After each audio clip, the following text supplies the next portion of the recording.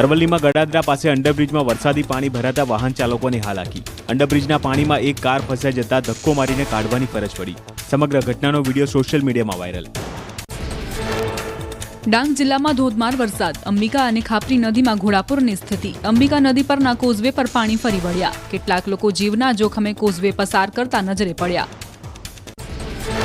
ડાંગ જિલ્લામાં 10 થી વધુ કોઝવે પાણીમાં ગરકાવ. 15 થી વધુ ગામો થયા પ્રભાવિત. કોઝવે ઓવરટોપિંગ થવાના કારણે પંચાયત હસ્તકના 10 માર્ગો બંધ. વઘઈ તાલુકામાં જનજીવન પ્રભાવિત. નવસારી જિલ્લામાં વરસાદને પગલે જળાશયો છલકાયા. ચીખલી, ખેરગામ અને ગણદેવીમાંથી પસાર થતી નદીઓમાં ઘોડાપૂરની સ્થિતિ. તડકેશ્વર મંદિરમાં સિઝનમાં ચોથી વખત નદીના જળનો અભિષેક થયો. જલાલપુર, ચીખલી સહિતના તાલુકાના 32 માર્ગો થયા બંધ.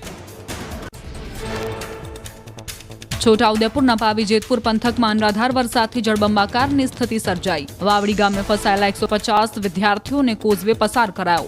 ગામ અને શાળા વચ્ચેના કોઝવે પર ફરી વળ્યા પાણી. વારંવાર કોઝવે પર પાણી ફરી વળતા સ્લેબ ડ્રેનની માંગ. તાપીના ડોલવણમાં મેઘરાજાની તોફાની બેટિંગ. 2 કલાકમાં 5 ઇંચથી વધુ વરસાદના કારણે અંબિકાપુરના ઓલણ નદીમાં ઘોડાપૂરની સ્થિતિ. અતિભારે વરસાદથી નવસારી જિલ્લામાં પૂરનું સંકટ ઘેરાયું.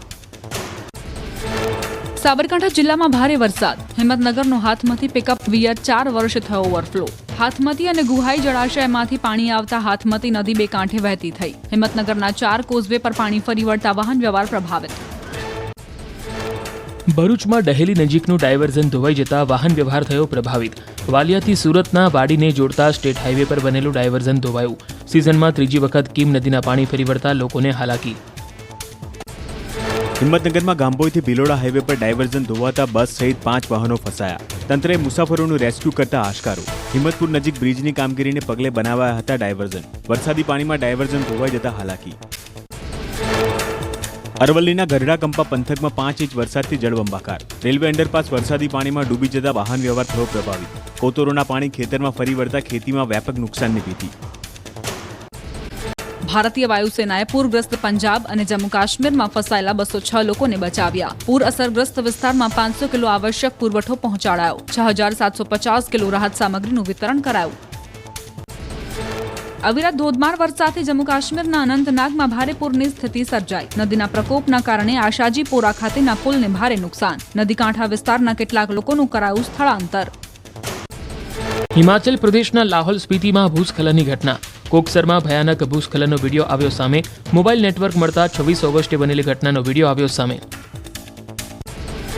પંજાબના ગુરદાસપુર જિલ્લાના ઘણા ગામો પૂરમાં ડૂબ્યા. ખેતી પાક થયા નષ્ટ. ઘરોમાં ઘૂસ્યા પાણી. લોકોના પીવાના પાણી માટે વલખા. ભારતીય સેનાની રાહત અને બચાવ કામગીરી યથાવત.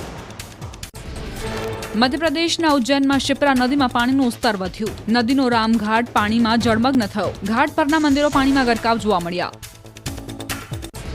ઉત્તર મધ્ય અને દક્ષિણના જળાશયો છલકાયા. રાજ્યની જીવાદોરી સમાન સરદાર સરોવર ડેમ 93% ભરાયો. પંચમહાલના પાનમ ડેમ અને મહેસાણાના ધરોઈ ડેમમાં પાણીની આવક નોંધાઈ. અરવલ્લીનો માઝમ, સુરતનો આમલી ડેમ છલકાયો. ઉપરવાસમાં વરસાદને પગલે તાપીના ઉકાઈ ડેમમાં પાણીની આવક વધી. ઉકાઈ ડેમમાં 92,368 ક્યુસેક પાણીની આવક નોંધાઈ. રૂલ લેવલ જાળવી રાખવા ડેમમાંથી પાણી છોડવામાં આવ્યું. ઉકાઈ ડેમની જળ સપાટી 335.87 ફૂટે પહોંચી. 345 ફૂટ પર છે ડેમની ભયજનક સપાટી. ઉકાઈ ડેમનું પાણી તાપી નદીમાં છોડાયું. નીચાણવાળા અને નદી કાંઠાના વિસ્તારોને સતર્ક રહેવા કરાઈ અપીલ. નર્મદામાં સરદાર સરોવર ડેમની સપાટીમાં વધારો. ઉપરવાસમાંથી પાણીની આવક વધતા નર્મદા ડેમ 93% ભરાયો અને હાલ નર્મદા ડેમની સપાટી 136.51 મીટર પર પહોંચી. ડેમની મહત્તમ સપાટી 138.68 મીટર. નદી કાંઠા વિસ્તારના 27 ગામોને એલર્ટ કરાયા. અરવલ્લી જિલ્લાના મોડાસાના માજુમ ડેમમાંથી પાણી છોડાયું. 4 દરવાજા 2.5 ફૂટ ખોલી 5000 ક્યુસેક પાણી છોડાયું. 3 તાલુકાના 30 ગામોને એલર્ટ કરવામાં આવ્યા. કોઝવે વિસ્તારના રસ્તા પર પસાર ન થવા પણ સૂચન અપાયું. સાબરકાંઠાના હિંમતનગરનો ગુહાઈ ડેમ 98.76% ભરાયો. ડેમમાંથી 18,900 ક્યુસેક પાણી છોડી રૂલ લેવલ જાળવવામાં આવ્યું. 2006 બાદ 19 વર્ષે ડેમમાંથી પાણી છોડવામાં આવ્યું. પંચમહાલના પાનમ ડેમમાંથી સતત બીજા દિવસે પાણી છોડાયું. ડેમના 2 ગેટ 4 ફૂટ ખોલી 9,840 ક્યુસેક પાણી છોડાયું. ઉપરવાસમાંથી પાણીની આવક વધતા 97.51% ડેમ ભરાયો.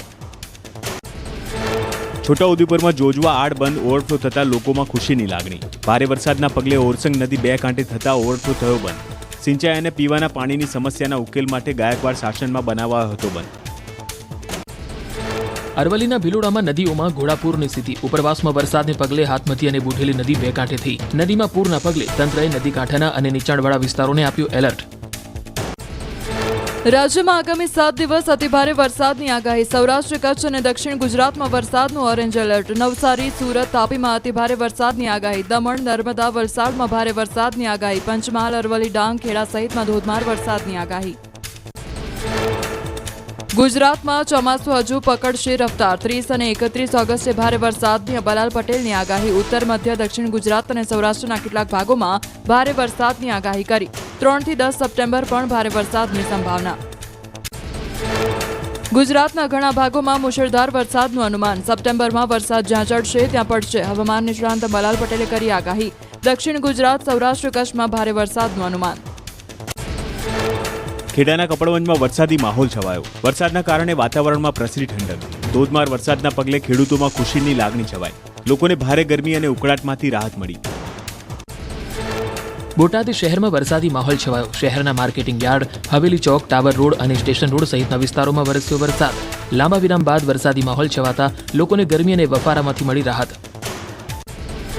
સુરત જિલ્લામાં ભારે વરસાદના પગલે કીમ નદી બે કાંઠે. માંગરોળના શેઠી ગામનો લો લેવલ બ્રિજ પાણીમાં ગરકાવ. શેઠી વેલાછાને જોડતો બ્રિજ પાણીમાં ગરકાવ થતા વાહન વ્યવહારને અસર.